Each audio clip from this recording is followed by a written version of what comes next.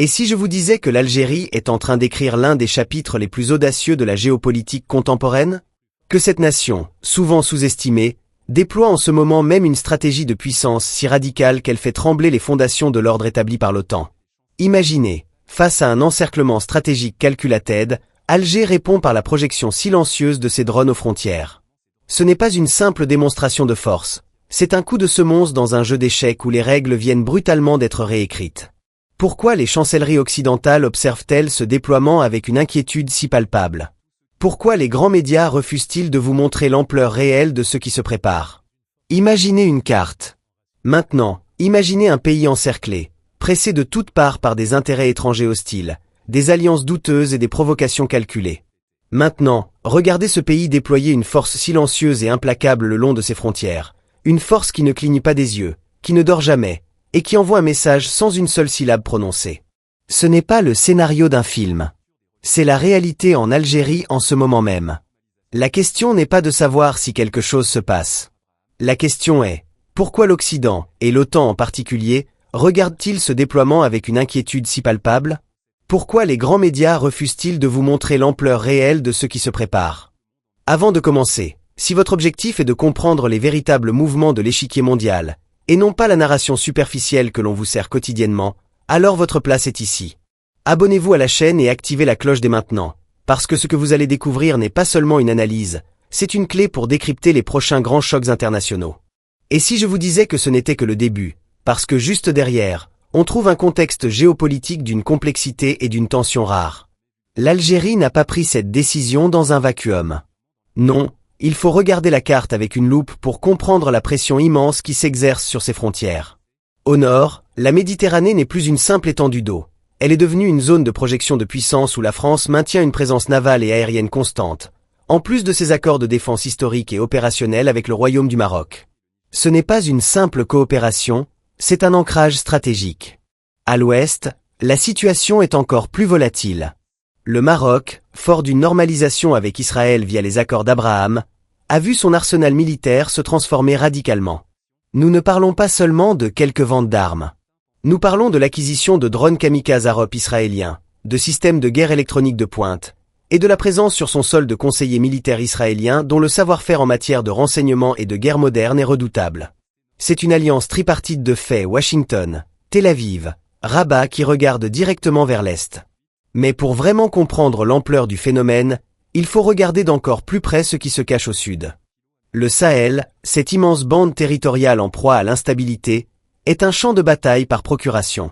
Des groupes armés y opèrent, et selon de multiples sources crédibles et rapports d'analystes en sécurité, ils bénéficient parfois d'un soutien logistique indirect qui remonte à des bases utilisées par des forces spéciales françaises et américaines. C'est la guerre de l'ombre, celle qui ne dit pas son nom, mais qui mine délibérément la sécurité des États. Et à l'Est, il y a le chaos libyen, une boîte de Pandore où chaque acteur régional et international joue sa partition, créant un environnement imprévisible et dangereux. L'Algérie se trouvait donc dans la position d'un État assiégé, non pas par une armée conventionnelle, mais par un réseau d'influence, d'alliances et d'instabilité soigneusement entretenus. Pourtant, aussi surprenant que cela puisse paraître, cela nous amène directement à un autre problème, peut-être encore plus inquiétant pour les stratèges de l'OTAN. La réponse algérienne n'a pas été verbale, elle a été technologique et doctrinaire. Face à cet encerclement, Alger a choisi l'arme de la dissuasion asymétrique, le drone. Mais pas n'importe quel drone. Nous ne parlons pas de petits modèles de reconnaissance. Nous parlons de plateformes de combat stratégiques. Prenons le Wing Lung 2 chinois. C'est un prédateur de haute altitude, capable de voler pendant plus de 20 heures, patiemment, silencieusement, avec sous ses ailes des missiles air-sol Blue Arrow et des bombes guidées de précision.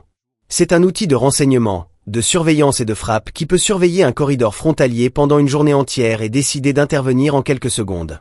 Ce qui nous conduit inévitablement vers une révélation qui va encore plus loin, le fleuron de cette flotte, le Bayraktar TB2 turc. L'Algérie n'est pas seulement un client, elle est devenue le premier client d'exportation de la Turquie pour ce drone, en dehors de ses propres frontières. Et le message ne s'arrête pas à l'achat. Il se trouve dans le transfert de technologies massifs qui l'accompagnent. L'Algérie assemble et produit désormais une partie de ses drones sur son sol.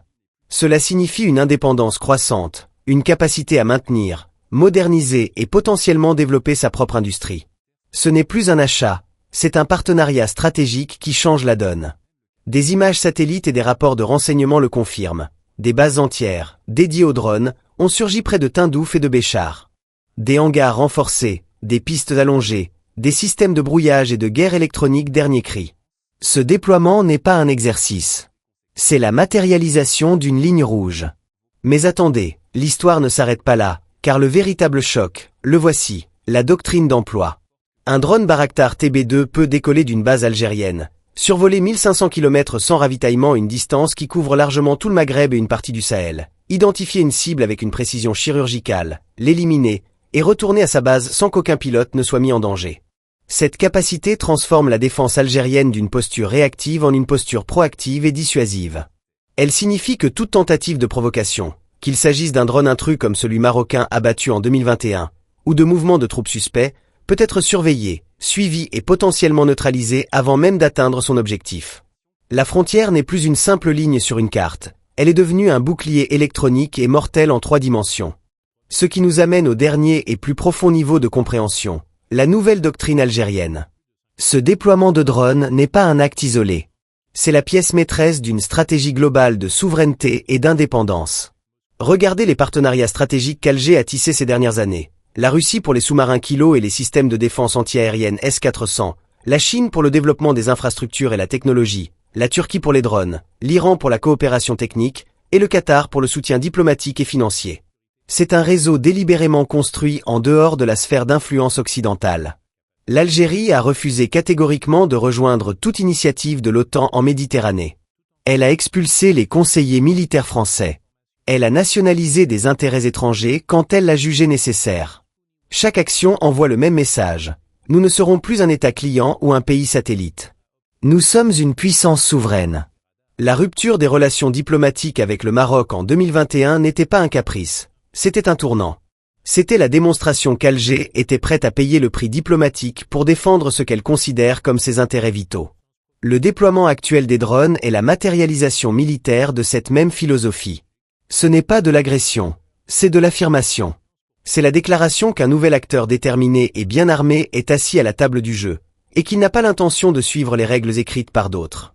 Alors, que retenir de cette plongée au cœur de la stratégie algérienne ? 3 révélations doivent marquer les esprits. Premièrement, l'encerclement perçu par Alger n'était pas une paranoïa, mais une réalité géopolitique tangible, façonnée par des alliances et des déstabilisations qui ont poussé le pays dans ses derniers retranchements. Deuxièmement, la réponse a été d'une modernité et d'une efficacité foudroyantes. Le drone, une arme asymétrique qui a transformé la défense algérienne en un système de dissuasion proactive et à longue portée. Et troisièmement, et c'est peut-être le plus important, nous assistons à la naissance d'une nouvelle doctrine étrangère. Celle de l'indépendance absolue et de la souveraineté revendiquée, coûte que coûte. Le message d'espoir, ou du moins de lucidité, est le suivant, le monde n'est plus unipolaire. Les anciennes puissances ne peuvent plus dicter seul l'ordre du jour. Des nations comme l'Algérie montrent qu'il est possible de tracer son propre chemin, de construire ses propres alliances, et de défendre sa propre vision de la sécurité nationale avec une détermination qui force le respect, même de la part de ses adversaires.